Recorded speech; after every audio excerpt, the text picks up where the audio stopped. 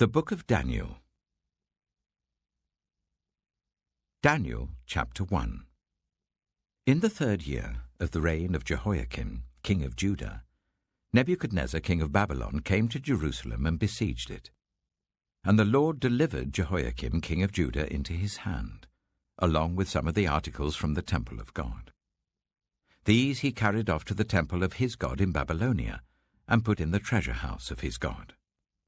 Then the king ordered Ashpenaz, chief of his court officials, to bring into the king's service some of the Israelites from the royal family and the nobility, young men without any physical defect, handsome, showing aptitude for every kind of learning, well-informed, quick to understand, and qualified to serve in the king's palace. He was to teach them the language and literature of the Babylonians. The king assigned them a daily amount of food and wine from the king's table. They were to be trained for 3 years, and after that they were to enter the king's service. Among those who were chosen were some from Judah: Daniel, Hananiah, Mishael, and Azariah. The chief official gave them new names.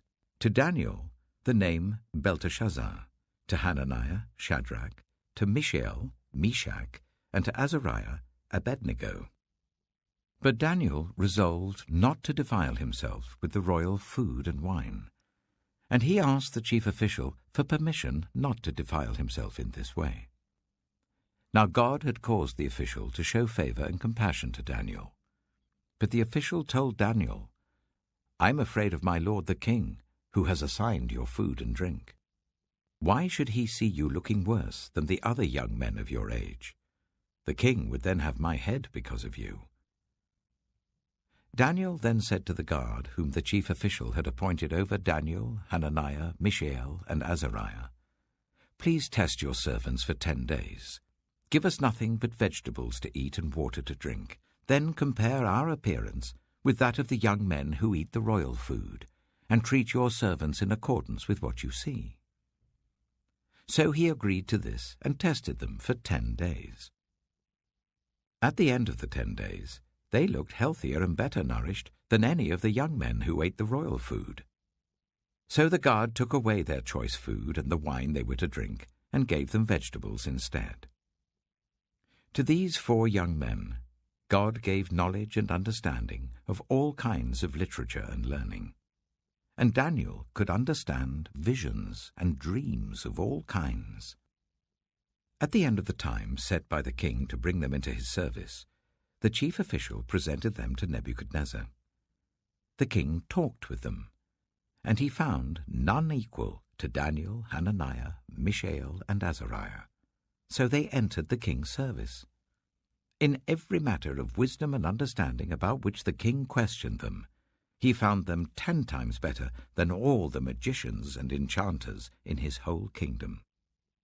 And Daniel remained there until the 1st year of King Cyrus.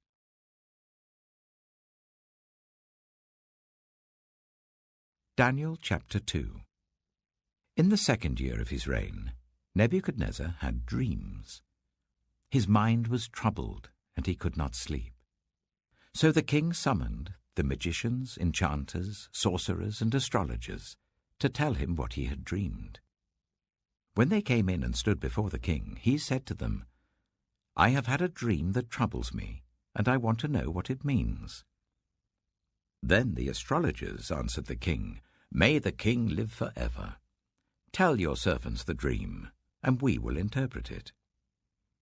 The king replied to the astrologers, "This is what I have firmly decided. If you do not tell me what my dream was and interpret it, I will have you cut into pieces and your houses turned into piles of rubble. But if you tell me the dream and explain it, you will receive from me gifts and rewards and great honor.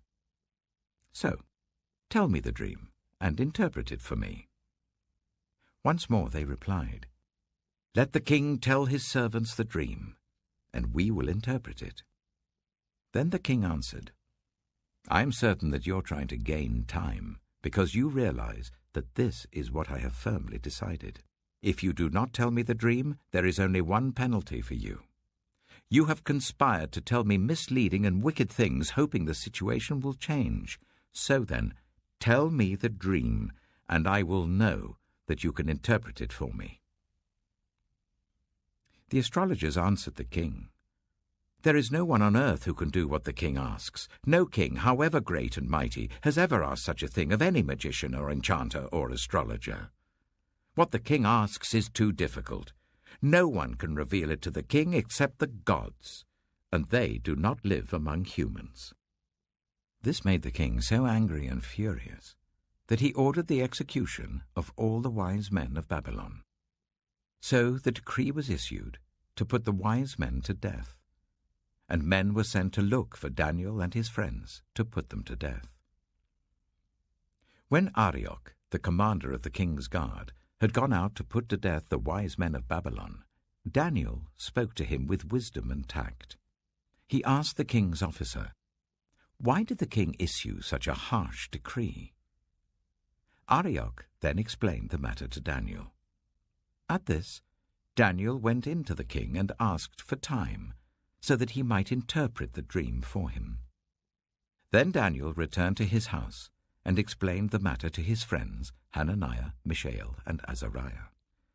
He urged them to plead for mercy from the God of heaven concerning this mystery, so that he and his friends might not be executed with the rest of the wise men of Babylon. During the night, the mystery was revealed to Daniel in a vision. Then Daniel praised the God of heaven and said, "Praise be to the name of God forever and ever. Wisdom and power are his. He changes times and seasons. He deposes kings and raises up others. He gives wisdom to the wise and knowledge to the discerning. He reveals deep and hidden things. He knows what lies in darkness, and light dwells with him. I thank and praise you, God of my ancestors. You have given me wisdom and power. You have made known to me what we asked of you. You have made known to us the dream of the king."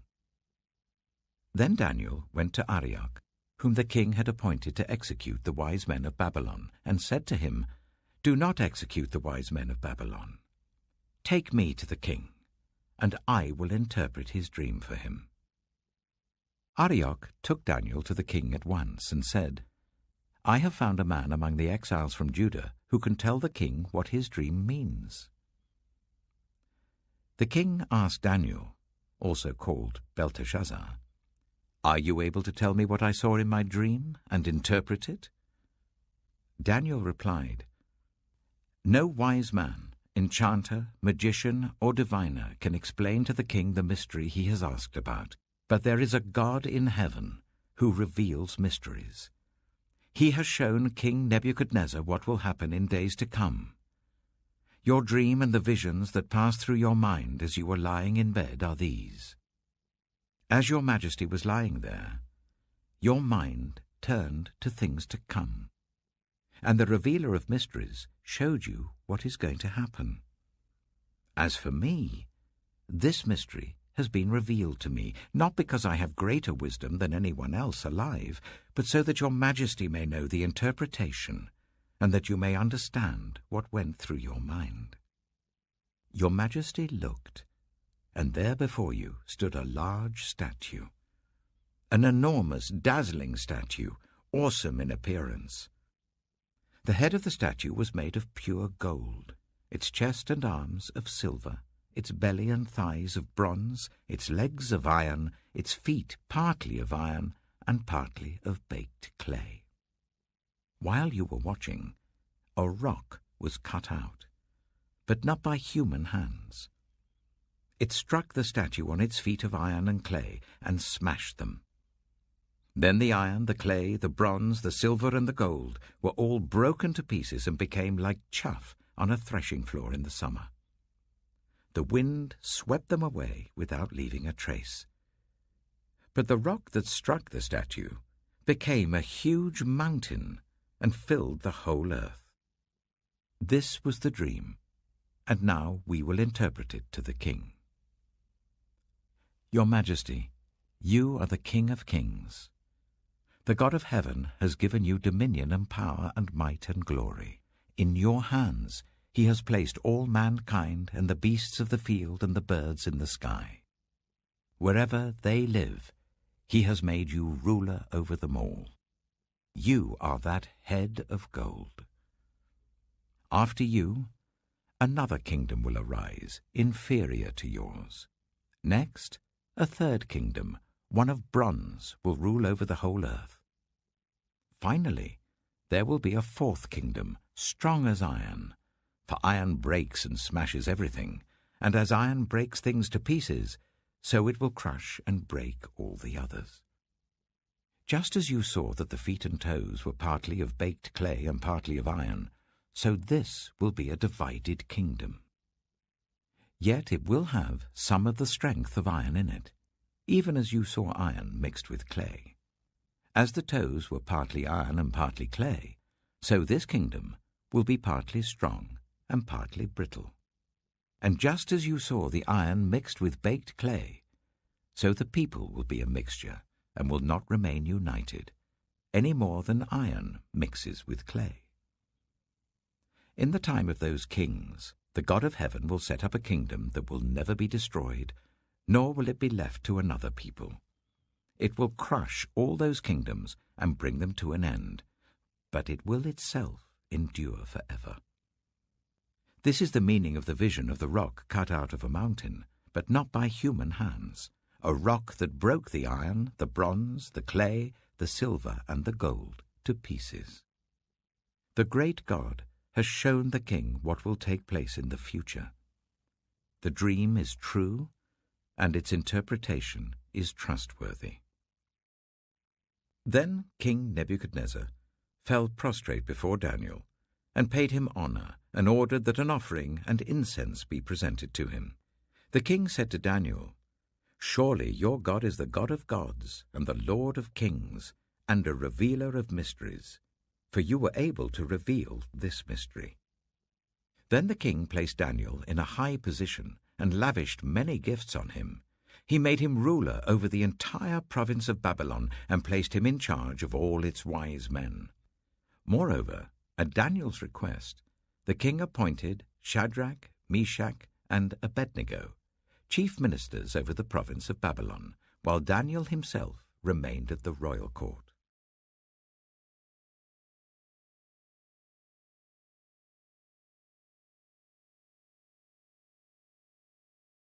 Daniel chapter 3. King Nebuchadnezzar made an image of gold, 60 cubits high and 6 cubits wide, and set it up on the plain of Dura in the province of Babylon.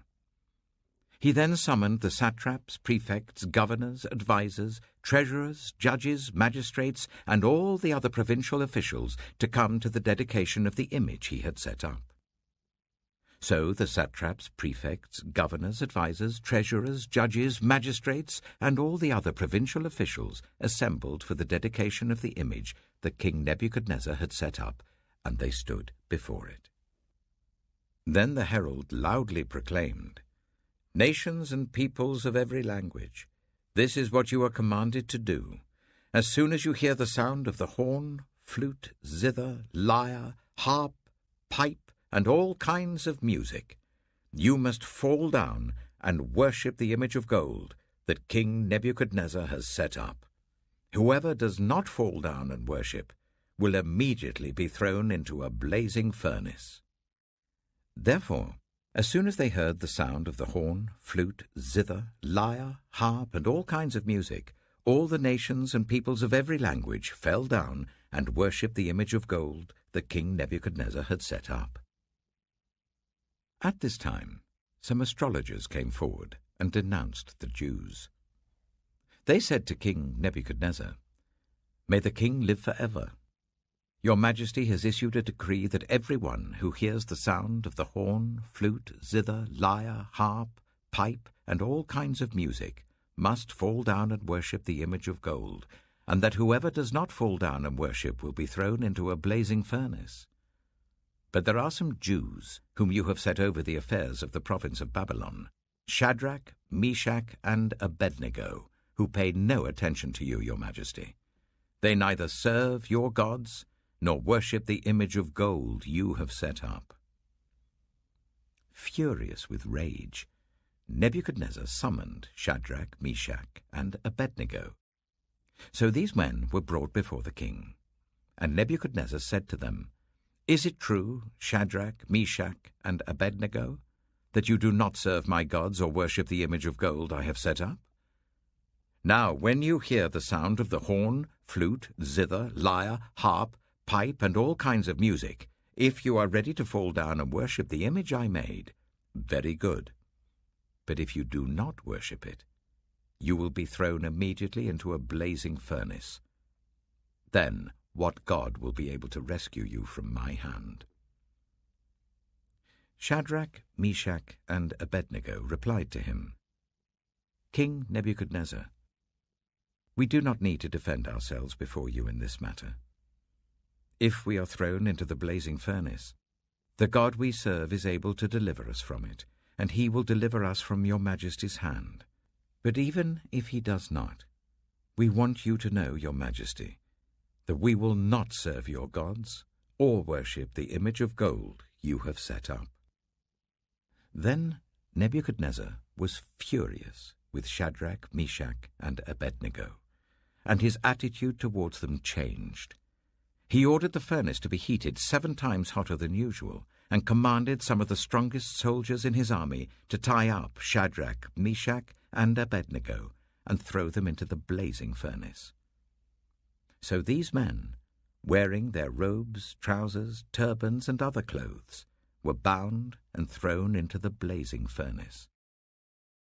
The king's command was so urgent, and the furnace so hot, that the flames of the fire killed the soldiers who took up Shadrach, Meshach, and Abednego, and these 3 men, firmly tied, fell into the blazing furnace. Then King Nebuchadnezzar leapt to his feet in amazement, and asked his advisers, "Weren't there 3 men that we tied up and threw into the fire?" They replied, "Certainly, your majesty." He said, "Look, I see 4 men walking around in the fire, unbound and unharmed, and the 4th looks like a son of the gods." Nebuchadnezzar then approached the opening of the blazing furnace and shouted, "Shadrach, Meshach, and Abednego, servants of the Most High God, come out, come here." So Shadrach, Meshach, and Abednego came out of the fire, and the satraps, prefects, governors, and royal advisers crowded round them. They saw that the fire had not harmed their bodies, nor was a hair of their heads singed. Their robes were not scorched, and there was no smell of fire on them. Then Nebuchadnezzar said, "Praise be to the God of Shadrach, Meshach, and Abednego, who has sent his angel and rescued his servants. They trusted in him and defied the king's command, and were willing to give up their lives rather than serve or worship any god except their own God.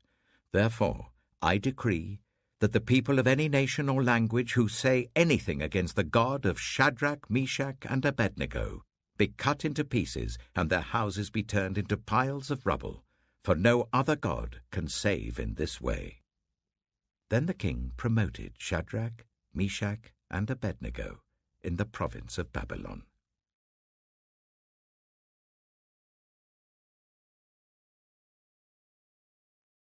Daniel chapter 4. King Nebuchadnezzar, to the nations and peoples of every language who live in all the earth, may you prosper greatly. It is my pleasure to tell you about the miraculous signs and wonders that the Most High God has performed for me. How great are his signs, how mighty his wonders! His kingdom is an eternal kingdom. His dominion endures from generation to generation. I, Nebuchadnezzar, was at home in my palace, contented and prosperous. I had a dream that made me afraid. As I was lying in bed, the images and visions that passed through my mind terrified me.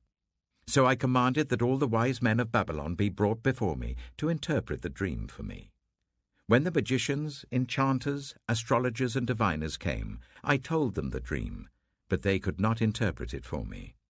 Finally, Daniel came into my presence, and I told him the dream. He is called Belteshazzar, after the name of my God, and the spirit of the holy gods is in him.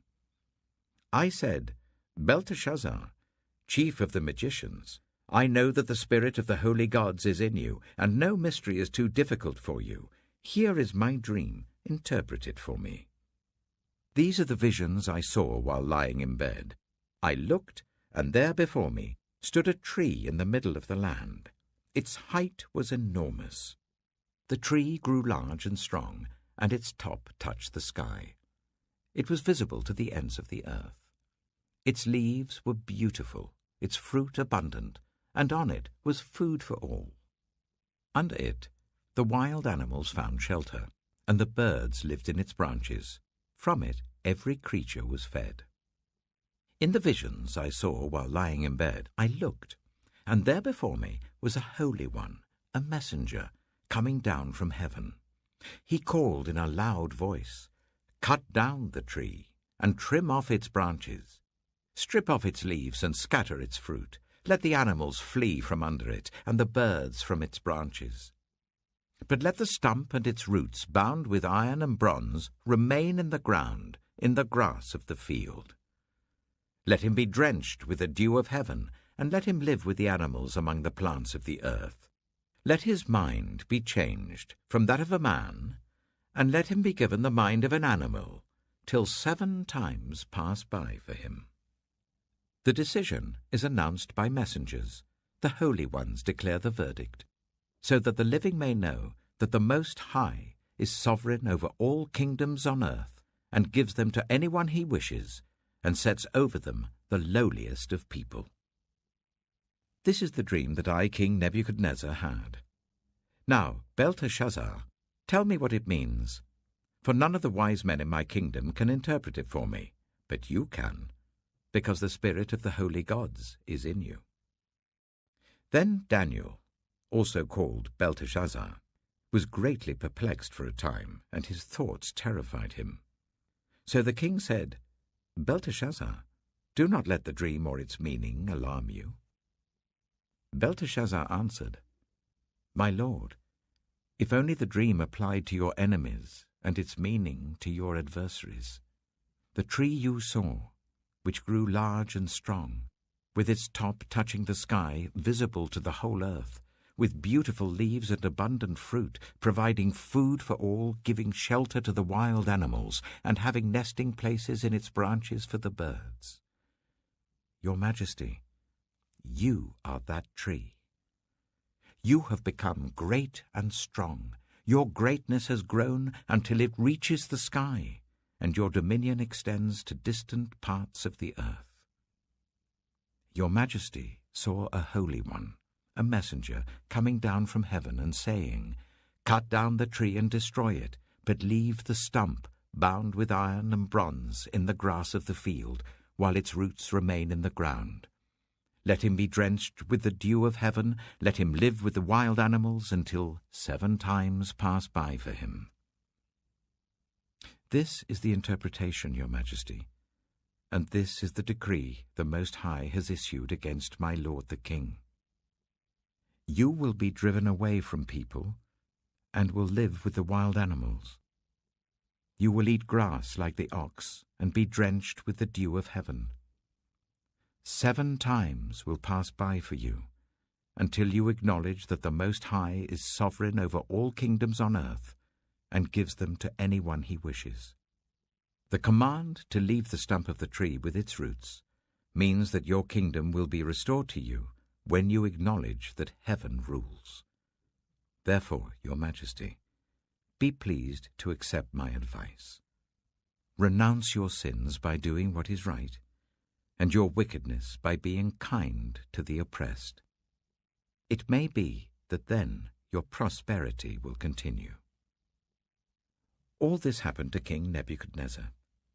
12 months later, as the king was walking on the roof of the royal palace of Babylon, he said, "Is not this the great Babylon I have built as the royal residence, by my mighty power and for the glory of my majesty?" Even as the words were on his lips, a voice came from heaven.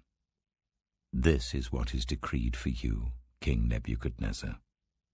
Your royal authority has been taken from you. You will be driven away from people and will live with the wild animals. You will eat grass like the ox. 7 times will pass by for you until you acknowledge that the Most High is sovereign over all kingdoms on earth and gives them to anyone he wishes." Immediately what had been said about Nebuchadnezzar was fulfilled. He was driven away from people and ate grass like the ox. His body was drenched with the dew of heaven until his hair grew like the feathers of an eagle and his nails like the claws of a bird. At the end of that time, I, Nebuchadnezzar, raised my eyes towards heaven, and my sanity was restored. Then I praised the Most High. I honored and glorified him who lives forever. His dominion is an eternal dominion. His kingdom endures from generation to generation. All the peoples of the earth are regarded as nothing. He does as he pleases with the powers of heaven and the peoples of the earth. No one can hold back his hand or say to him, "What have you done?"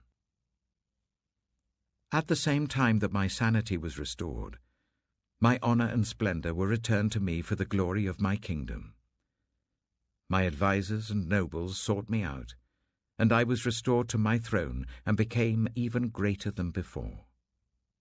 Now I, Nebuchadnezzar, praise and exalt and glorify the King of heaven, because everything he does is right, and all his ways are just, and those who walk in pride he is able to humble.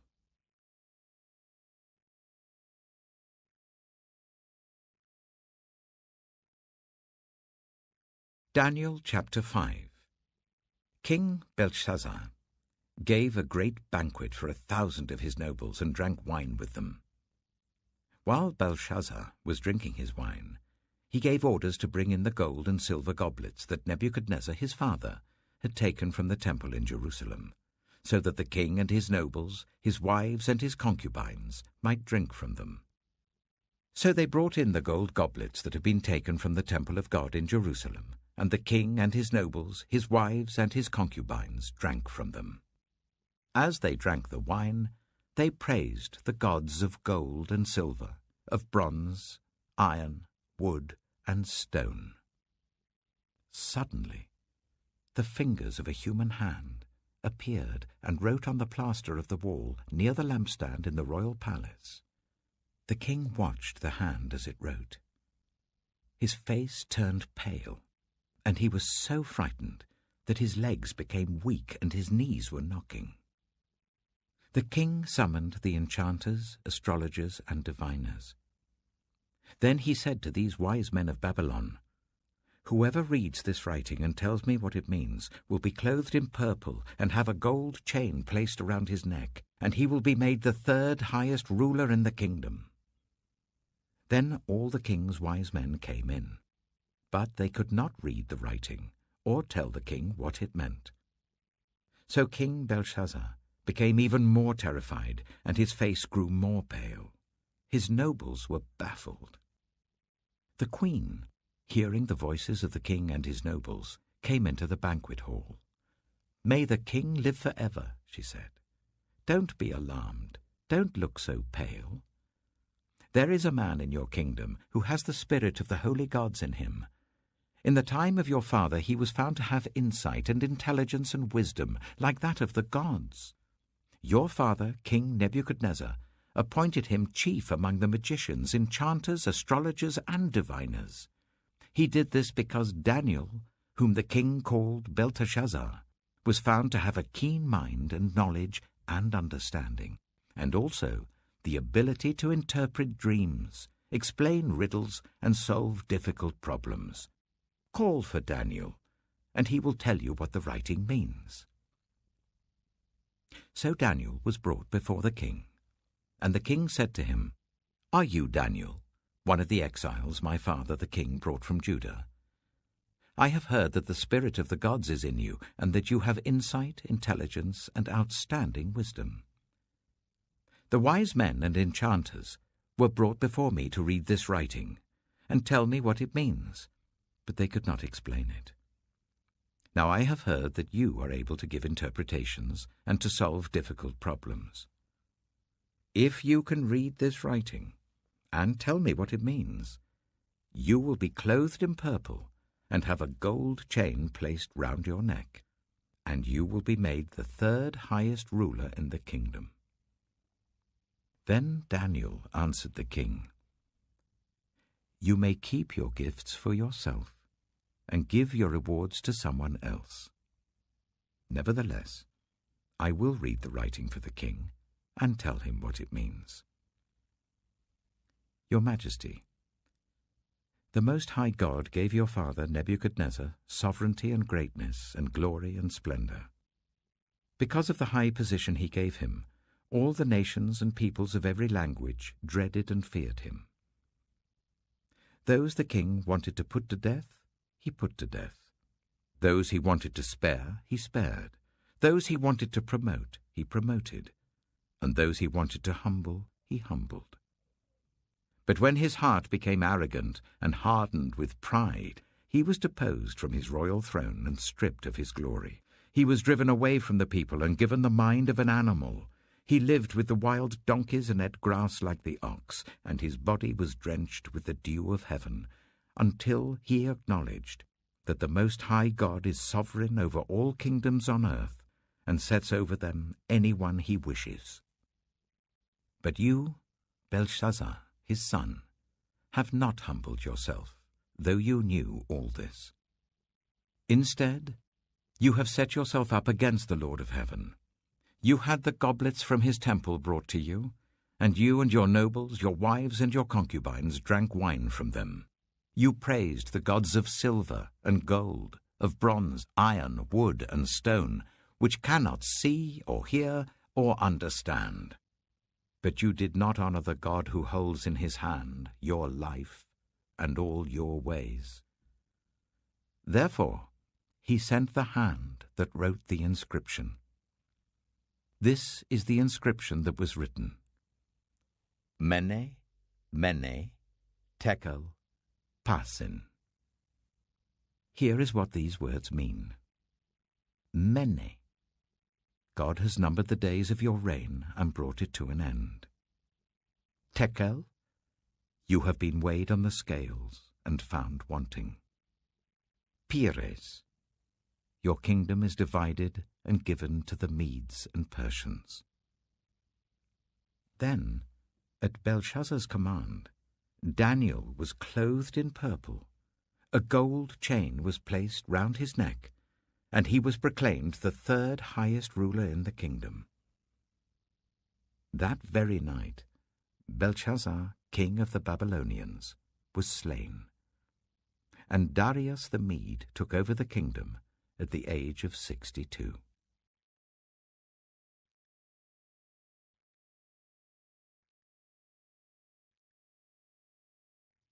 Daniel chapter 6. It pleased Darius to appoint 120 satraps to rule throughout the kingdom, with 3 chief ministers over them, one of whom was Daniel. The satraps were made accountable to them, so that the king might not suffer loss. Now Daniel so distinguished himself among the chief ministers and the satraps by his exceptional qualities that the king planned to set him over the whole kingdom. At this, the chief ministers and the satraps tried to find grounds for charges against Daniel in his conduct of government affairs, but they were unable to do so. They could find no corruption in him because he was trustworthy and neither corrupt nor negligent.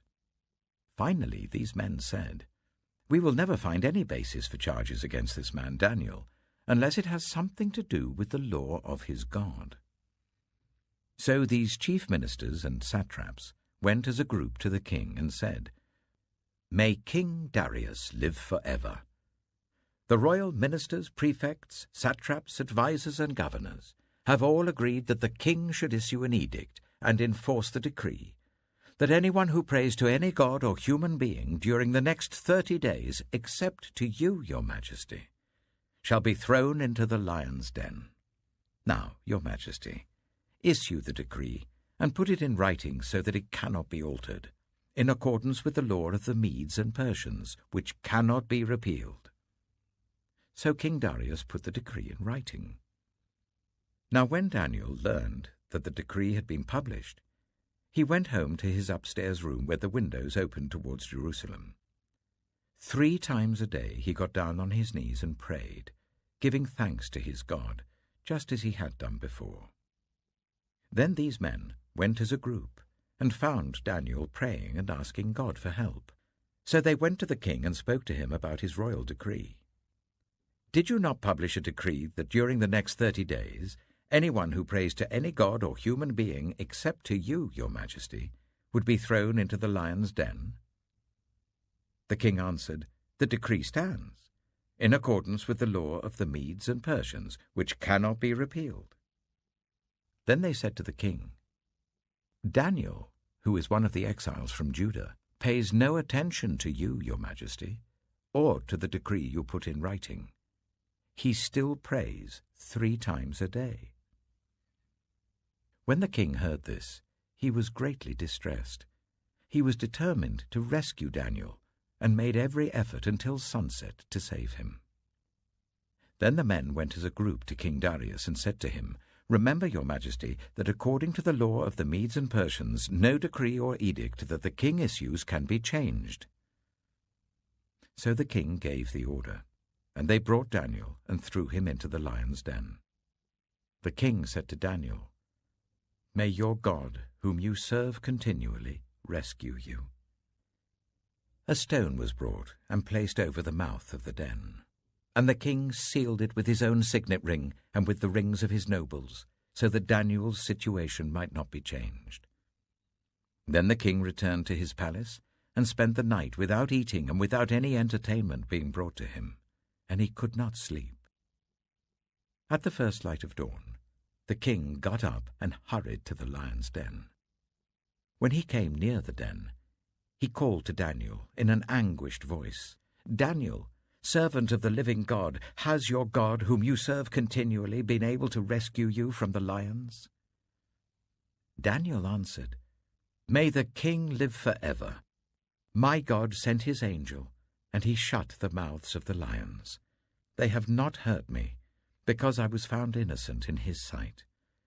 Nor have I ever done any wrong before you, your majesty." The king was overjoyed, and gave orders to lift Daniel out of the den. And when Daniel was lifted from the den, no wound was found on him, because he had trusted in his God.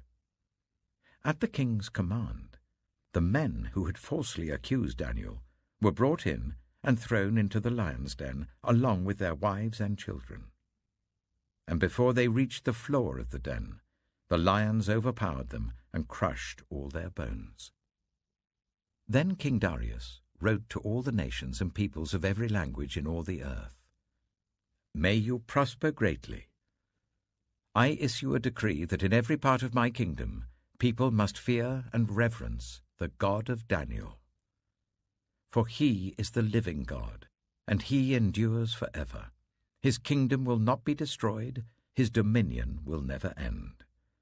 He rescues and he saves. He performs signs and wonders in the heavens and on the earth.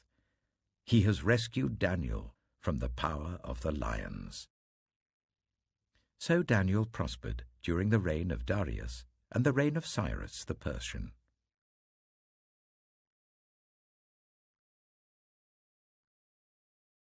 Daniel chapter 7.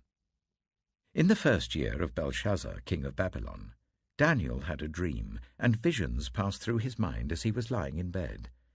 He wrote down the substance of his dream. Daniel said, "In my vision at night I looked, and there before me were the 4 winds of heaven churning up the great sea. 4 great beasts, each different from the others, came up out of the sea.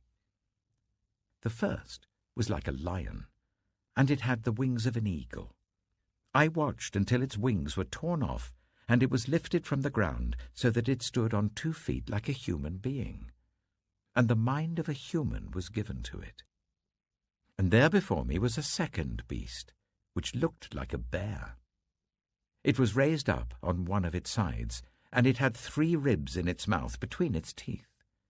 It was told, "Get up and eat your fill of flesh." After that, I looked, and there before me was another beast, one that looked like a leopard, and on its back it had 4 wings like those of a bird. This beast had 4 heads, and it was given authority to rule. After that, in my vision at night, I looked, and there before me was a 4th beast, terrifying and frightening and very powerful. It had large iron teeth. It crushed and devoured its victims and trampled underfoot whatever was left. It was different from all the former beasts, and it had 10 horns. While I was thinking about the horns, there before me was another horn, a little one, which came up among them, and 3 of the first horns were uprooted before it. This horn had eyes like the eyes of a human being, and a mouth that spoke boastfully. As I looked, thrones were set in place, and the Ancient of Days took his seat. His clothing was as white as snow. The hair of his head was white like wool. His throne was flaming with fire, and its wheels were all ablaze. A river of fire was flowing, coming out from before him. Thousands upon thousands attended him. 10,000 times 10,000 stood before him. The court was seated, and the books were opened. Then I continued to watch, because of the boastful words the horn was speaking. I kept looking until the beast was slain, and its body destroyed and thrown into the blazing fire. The other beasts had been stripped of their authority, but were allowed to live for a period of time. In my vision at night, I looked, and there before me was one like a son of man, coming with the clouds of heaven. He approached the Ancient of Days and was led into his presence. He was given authority, glory, and sovereign power. All nations and peoples of every language worshipped him. His dominion is an everlasting dominion that will not pass away, and his kingdom is one that will never be destroyed. I, Daniel, was troubled in spirit, and the visions that passed through my mind disturbed me. I approached one of those standing there and asked him the meaning of all this. So he told me and gave me the interpretation of these things. The 4 great beasts are 4 kings that will rise from the earth. But the holy people of the Most High will receive the kingdom and will possess it forever, yes, forever and ever. Then I wanted to know the meaning of the 4th beast, which was different from all the others and most terrifying, with its iron teeth and bronze claws, the beast that crushed and devoured its victims and trampled underfoot whatever was left. I also wanted to know about the 10 horns on its head, and about the other horn that came up, before which 3 of them fell, the horn that looked more imposing than the others, and that had eyes and a mouth that spoke boastfully. As I watched, this horn was waging war against the holy people and defeating them, until the Ancient of Days came and pronounced judgment in favor of the holy people of the Most High, and the time came when they possessed the kingdom. He gave me this explanation. The 4th beast is a 4th kingdom that will appear on earth. It will be different from all the other kingdoms, and will devour the whole earth, trampling it down and crushing it. The 10 horns are 10 kings, who will come from this kingdom. After them another king will arise, different from the earlier ones. He will subdue 3 kings. He will speak against the Most High and oppress his holy people, and try to change the set times and the laws. The holy people will be delivered into his hands for a time, times and half a time. But the court will sit, and his power will be taken away and completely destroyed forever. Then the sovereignty, power, and greatness of all the kingdoms under heaven will be handed over to the holy people of the Most High. His kingdom will be an everlasting kingdom, and all rulers will worship and obey him. This is the end of the matter. I, Daniel, was deeply troubled by my thoughts, and my face turned pale, but I kept the matter to myself.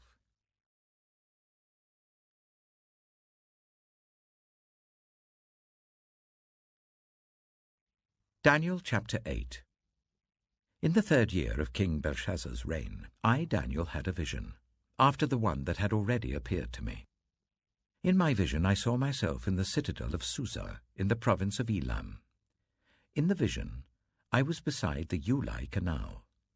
I looked up, and there before me was a ram with 2 horns standing beside the canal, and the horns were long. One of the horns was longer than the other, but grew up later. I watched the ram as it charged towards the west and the north and the south. No animal could stand against it, and none could rescue from its power. It did as it pleased, and became great. As I was thinking about this, suddenly a goat with a prominent horn between its eyes came from the west, crossing the whole earth without touching the ground. It came towards the 2-horned ram I had seen standing beside the canal and charged at it in great rage. I saw it attack the ram furiously, striking the ram and shattering its 2 horns. The ram was powerless to stand against it. The goat knocked it to the ground and trampled on it, and none could rescue the ram from its power.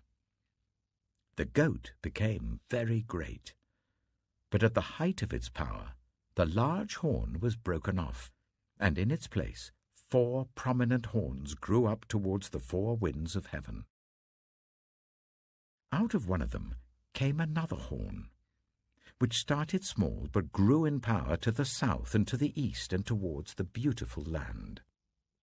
It grew until it reached the host of the heavens, and it threw some of the starry host down to the earth and trampled on them. It set itself up to be as great as the commander of the army of the Lord. It took away the daily sacrifice from the Lord, and his sanctuary was thrown down. Because of rebellion, the Lord's people and the daily sacrifice were given over to it. It prospered in everything it did, and truth was thrown to the ground. Then I heard a Holy One speaking, and another Holy One said to him, "How long will it take for the vision to be fulfilled? The vision concerning the daily sacrifice, the rebellion that causes desolation, the surrender of the sanctuary, and the trampling underfoot of the Lord's people." He said to me, "It will take 2,300 evenings and mornings. Then the sanctuary will be reconsecrated." While I, Daniel, was watching the vision and trying to understand it, there before me stood one who looked like a man. And I heard a man's voice from the Ulai calling, "Gabriel, tell this man the meaning of the vision." As he came near the place where I was standing, I was terrified and fell prostrate. "Son of man," he said to me, "understand that the vision concerns the time of the end." While he was speaking to me, I was in a deep sleep with my face to the ground. Then he touched me and raised me to my feet. He said, "I am going to tell you what will happen later in the time of wrath, because the vision concerns the appointed time of the end. The 2-horned ram that you saw represents the kings of Media and Persia. The shaggy goat is the king of Greece, and the large horn between its eyes is the first king. The 4 horns that replace the one that was broken off represent 4 kingdoms that will emerge from his nation, but will not have the same power. In the latter part of their reign, when rebels have become completely wicked, a fierce-looking king, a master of intrigue, will arise. He will become very strong, but not by his own power. He will cause astounding devastation and will succeed in whatever he does. He will destroy those who are mighty, the holy people.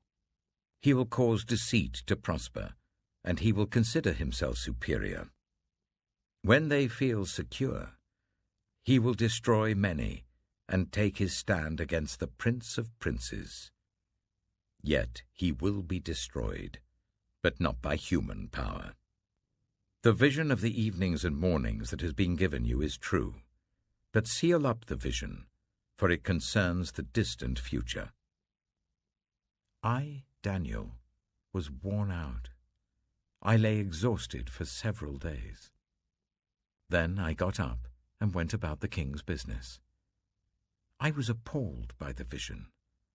It was beyond understanding.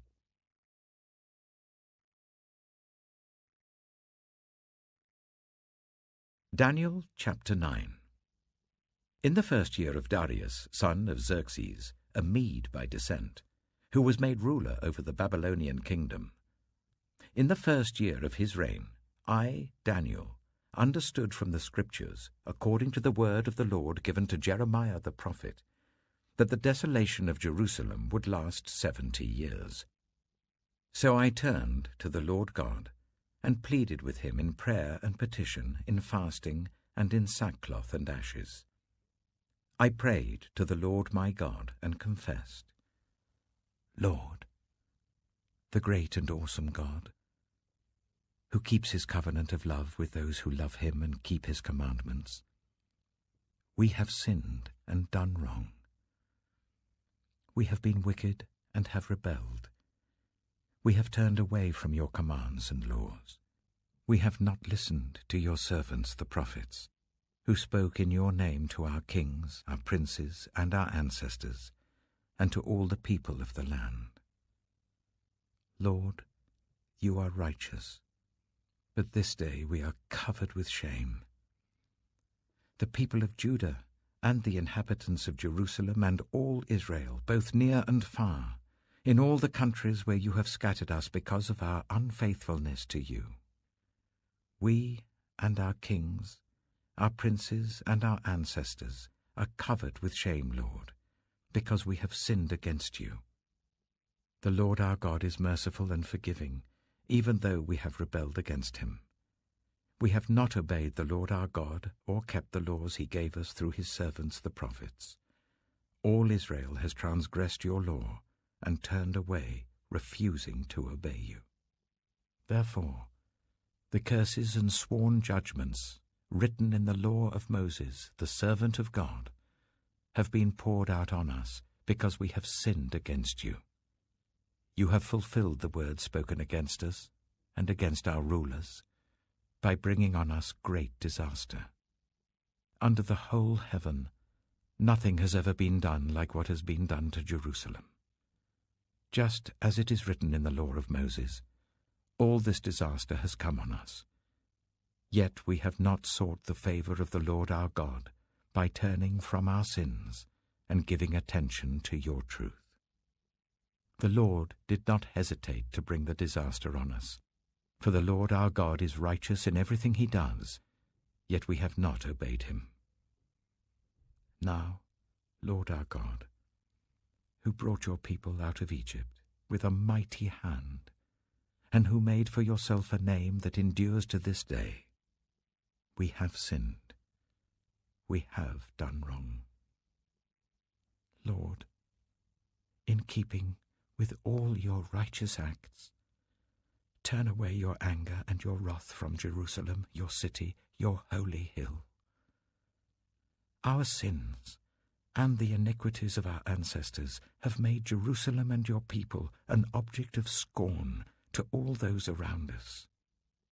Now, our God, hear the prayers and petitions of your servant. For your sake, Lord, look with favor on your desolate sanctuary. Give ear, our God, and hear. Open your eyes and see the desolation of the city that bears your name.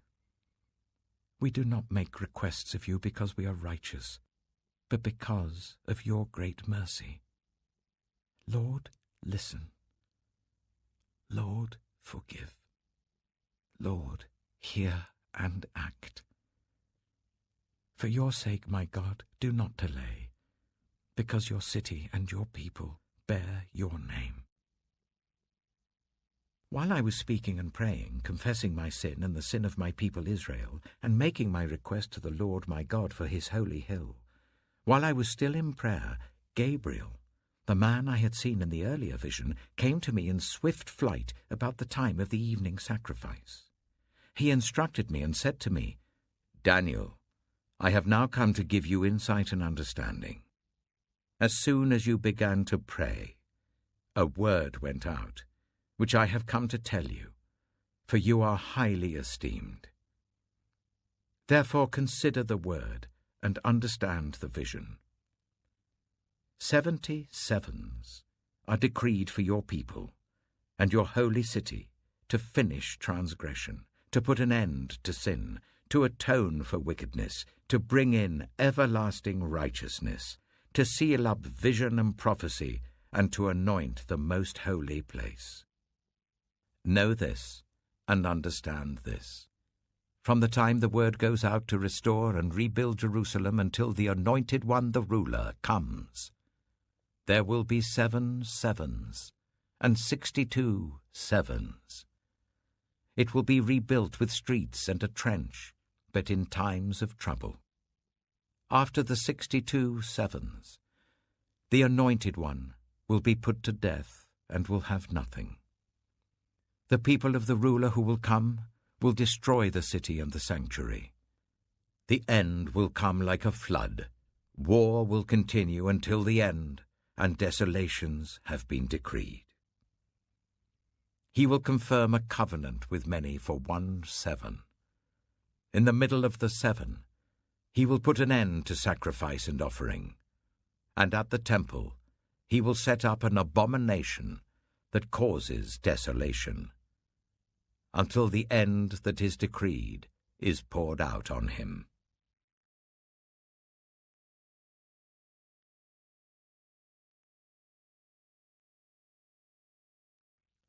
Daniel chapter 10. In the 3rd year of Cyrus, king of Persia, a revelation was given to Daniel, who was called Belteshazzar. Its message was true, and it concerned a great war. The understanding of the message came to him in a vision. At that time, I, Daniel, mourned for 3 weeks. I ate no choice food, no meat or wine touched my lips, and I used no lotions at all until the 3 weeks were over.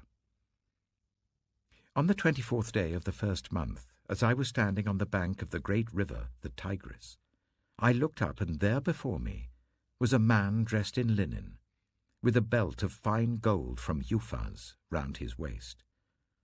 His body was like topaz, his face like lightning, his eyes like flaming torches, his arms and legs like the gleam of burnished bronze, and his voice like the sound of a multitude.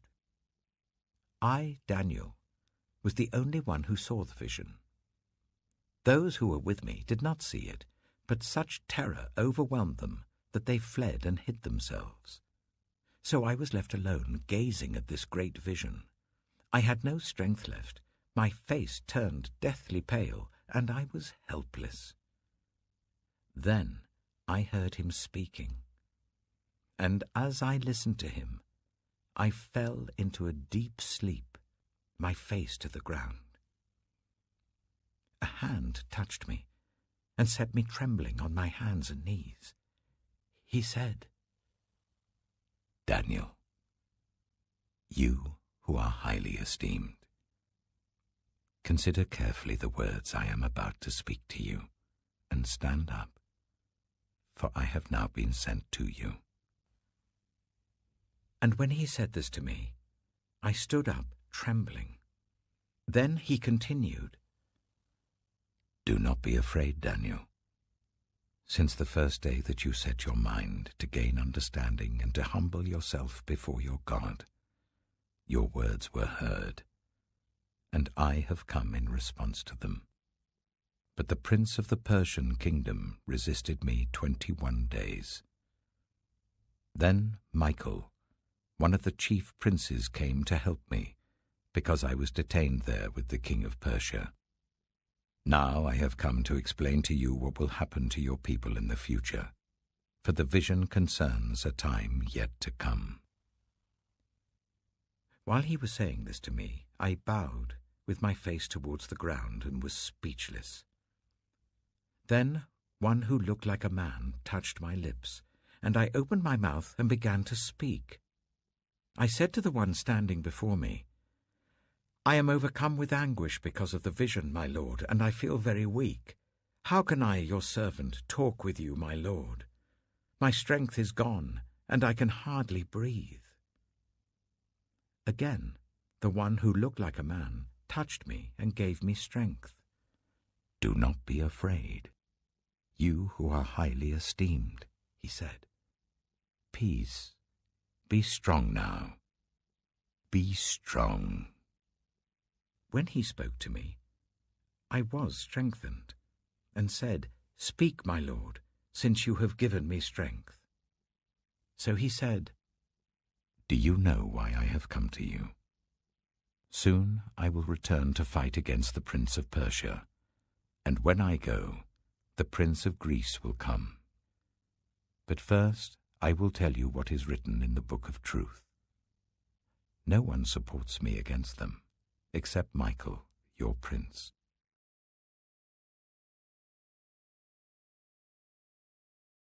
Daniel chapter 11. And in the first year of Darius the Mede, I took my stand to support and protect him.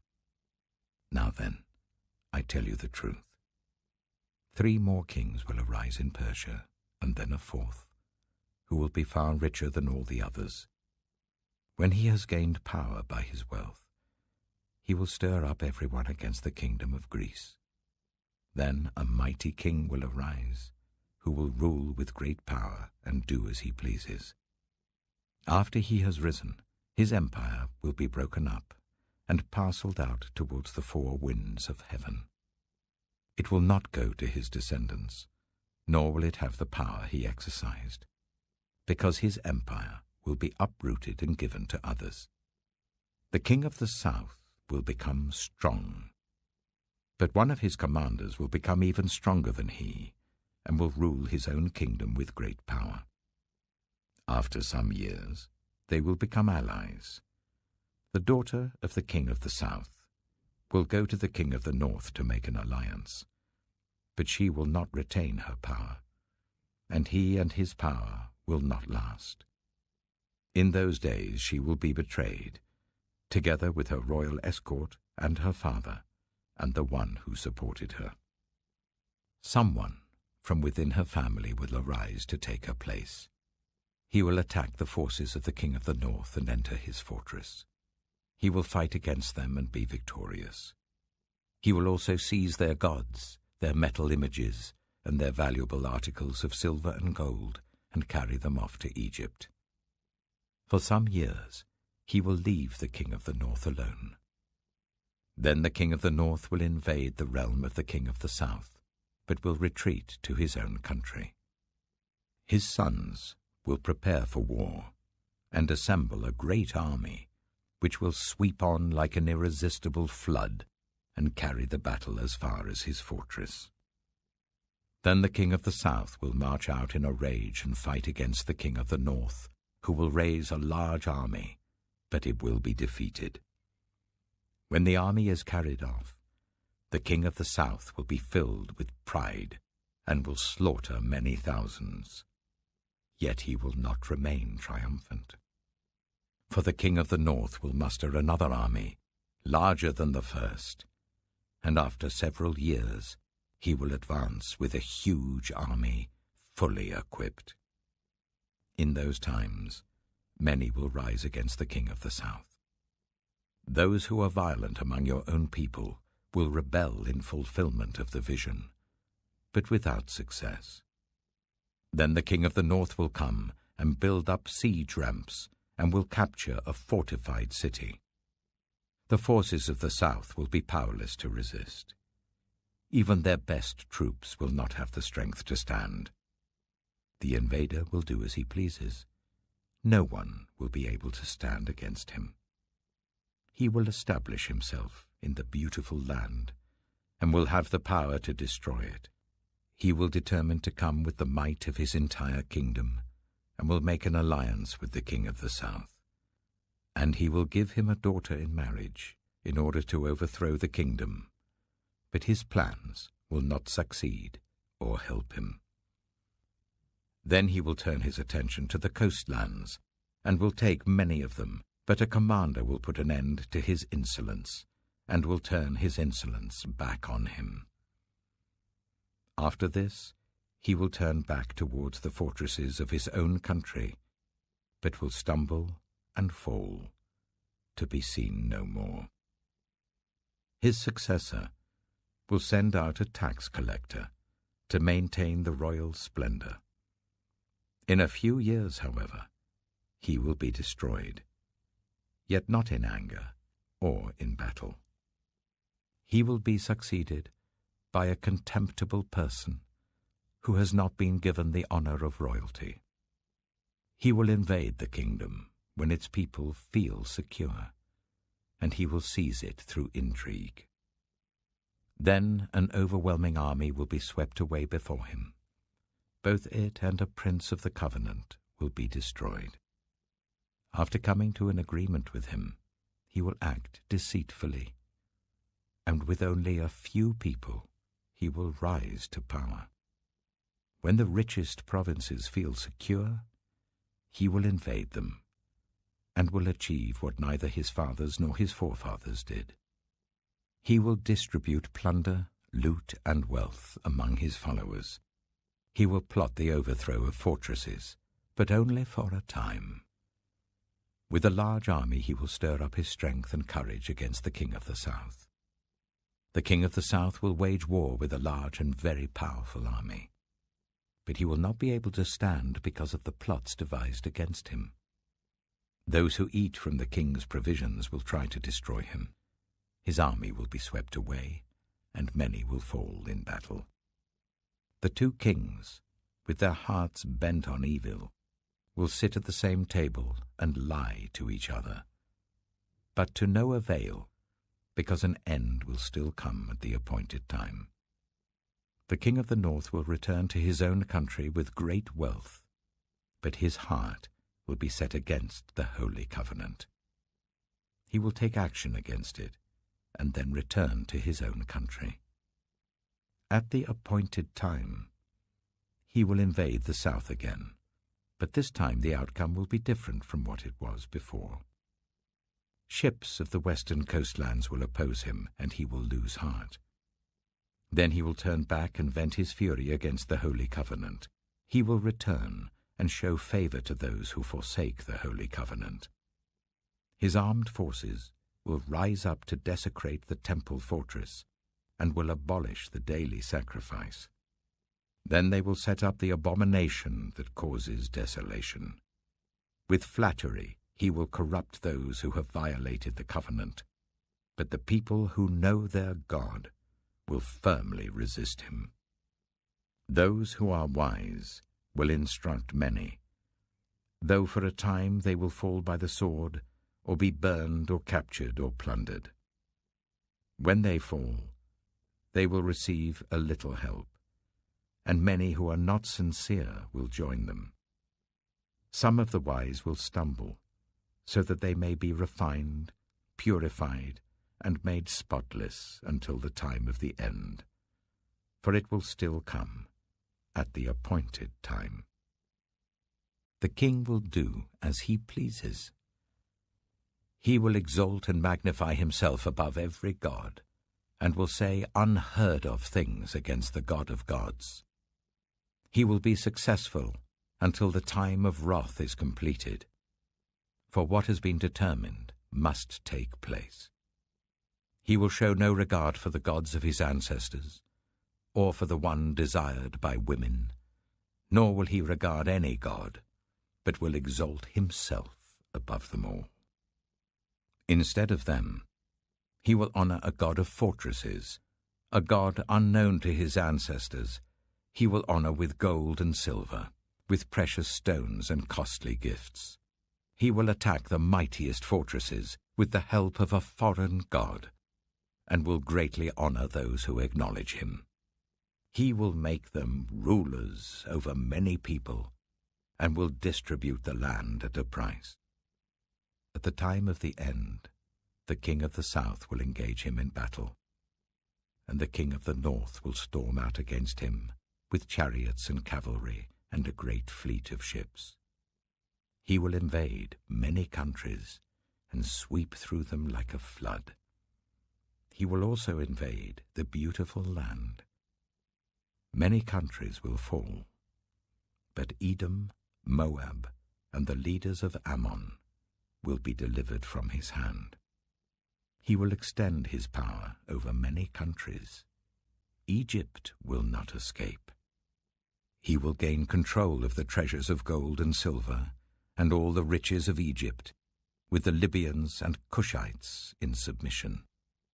But reports from the east and the north will alarm him, and he will set out in a great rage to destroy and annihilate many. He will pitch his royal tents between the seas at the beautiful holy mountain. Yet he will come to his end, and no one will help him.